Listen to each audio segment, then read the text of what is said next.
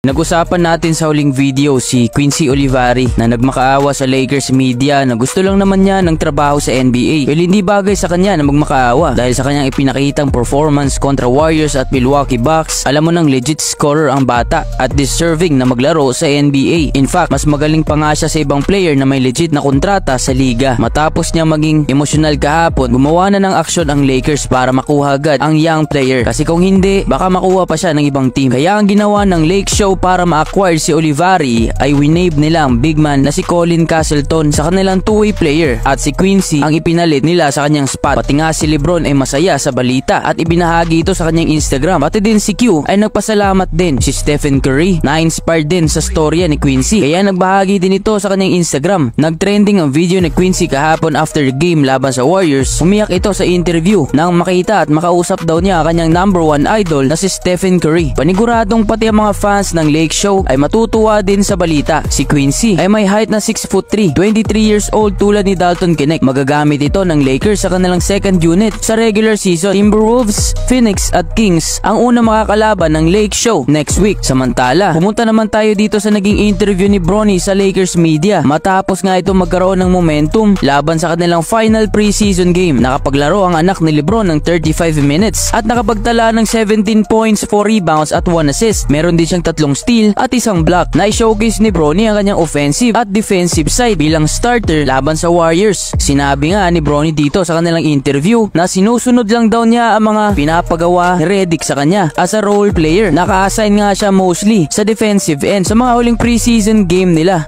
And get a chance to settle into a game. Just gave me a chance to be myself. I feel like that's, where I'm the most comfortable, just going out there and playing my game.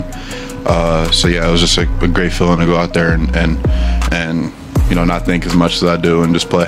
Kaya nga din hindi ito nakapagpakitang gilas dahil hindi daw iyon ang kanyang playing style. Pero ngayong binigyan siya ng pagkakataon na maging starter at mabigyan ng mataas na playing time at freedom sa court, ay naipakita niya ang kaya niyang gawin. Bigyan lang daw siya ng chance ni Redick to be himself, ay kayang-kaya niyang ulitin ang mga nagawa niya laban sa Warriors. Dagdag din ni James Jr. na kung sakaling hindi pa daw ito ang tamang oras na mabigyan siya ng malaking playing time ng kanilang coach sa regular season, ay okay lang daw at tatanggapin niya kung ano man ang role na maibibigay sa kanya sa Lakers. Maganda ang naging gesture ni Bronny sa interview. Very confident siya at may pride habang daladala ang 17 points, 4 rebounds at 3 steals. Anong masasabi niyo dito mga idol?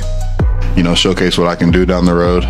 If that's not right now, if that's not what he wants me to do right now.